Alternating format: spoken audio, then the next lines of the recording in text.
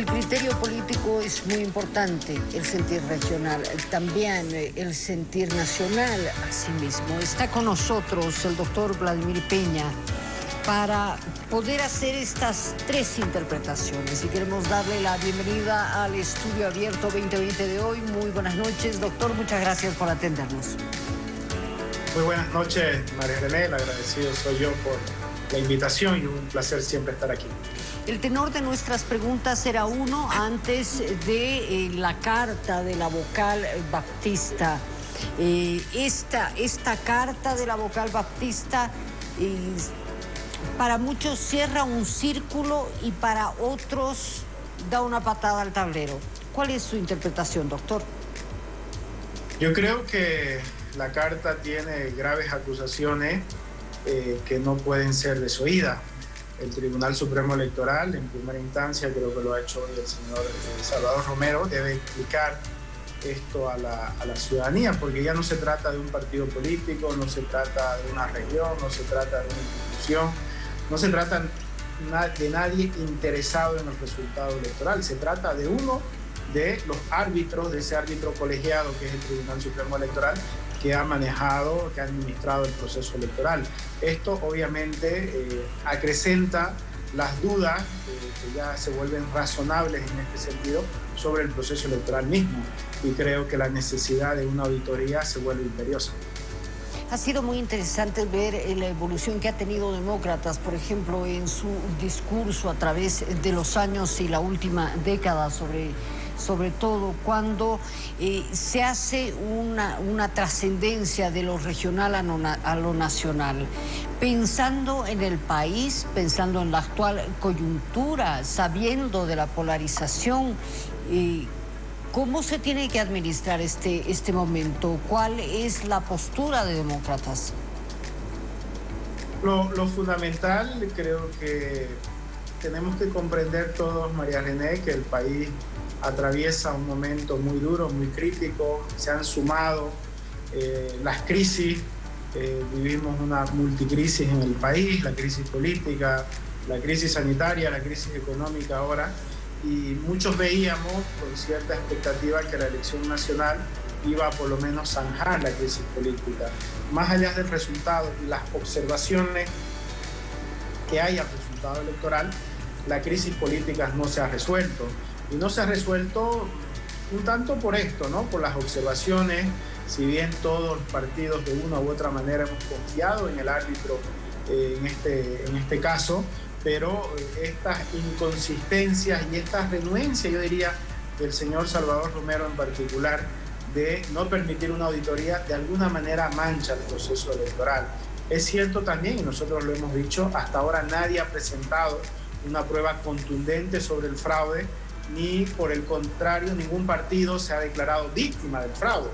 Pero creemos nosotros que es importante, para cerrar definitivamente el proceso electoral, que una auditoría convalide lo que se ha dicho, que el proceso electoral ha sido limpio y transparente, y disipe cualquier posibilidad o cualquier susceptibilidad que haya de algún sector de la ciudadanía. Y mientras tanto, perdón que lo interrumpa, y mientras tanto que continúa la señora Áñez en el gobierno, se da la transición al señor Arce, ¿qué pasa? Porque se dice fácil, pero son momentos muy distantes.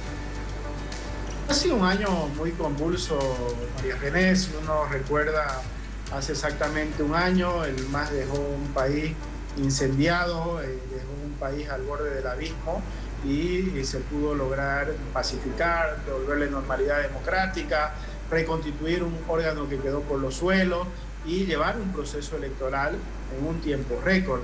Bueno, la pandemia alargó las cosas, pero yo creo que el tema central no debiera ser si el señor Arce jura el domingo o no. El tema central, después de lo que hemos vivido los bolivianos, debiera ser todo el conjunto de la sociedad boliviana tengamos certidumbre, despejemos cualquier duda de que el proceso electoral ha tenido algún amaño o irregularidad por ahí, y que ha sido un proceso limpio, y demos el otro paso.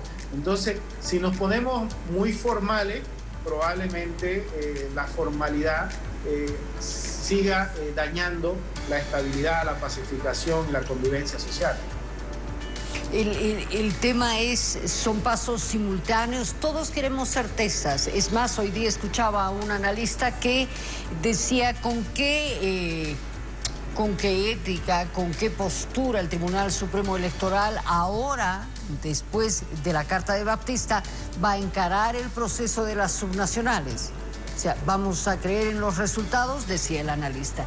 Claro, pero uno dice que no se puede tener más incertidumbre sobre lo que se tiene, sabiendo que es una necesidad nacional tener certeza sobre los resultados de absolutamente cualquier acto en el que vayamos a votar. Mire, lo que le decía anteriormente, esto corrobora, ¿no? Si no resolvemos esto definitivamente, vamos a seguir arrastrando un problema que se puede acrecentar en el futuro.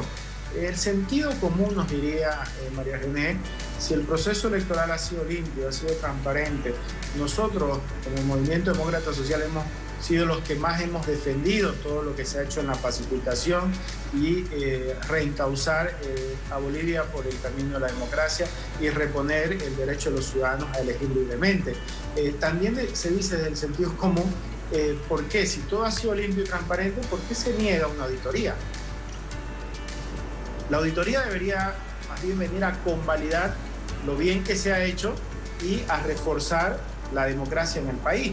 Y si ha habido algo que ha estado mal, bueno, la auditoría lo dirá y veremos cuán grave eso ha sido en el resultado. Si uno mira el resultado, por ahí tiende a decir, oiga, son más de 20 puntos entre el primero y el segundo. La segunda y la tercera fuerza no han reclamado un fraude electoral, no han presentado ninguna prueba, por el contrario han convalidado el resultado. Ya está funcionando el órgano legislativo con los nuevos representantes electos el 18 de octubre. Cerremos el capítulo, pero también, María René, si no vemos que hay una insatisfacción en un sector, así sea minoritario de la sociedad boliviana, probablemente un tema que se puede cerrar adecuadamente y evitar una herida mayor a nuestra democracia, ¿por qué no hacerlo ahora? Ahora, ¿qué va a pasar mañana en Santa Cruz? ¿Quiénes se movilizan? ¿Cuál es el eje central de esa movilización? ¿Y qué debemos esperar?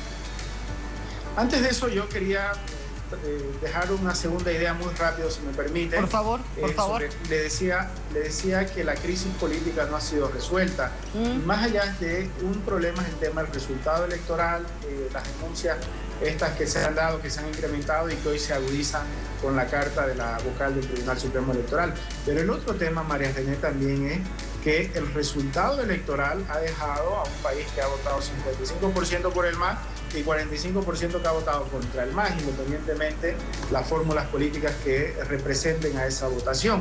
Entonces, la sociedad boliviana todavía ha quedado fracturada después del fraude, después de la polarización, después de la exacerbación de los radicalismos y otras cuestiones que hemos visto en esta elección. Entonces, hay una tarea fundamental de los gobernantes, del señor Arce y el señor Choquehuanca, de demostrar un cambio auténtico en el país.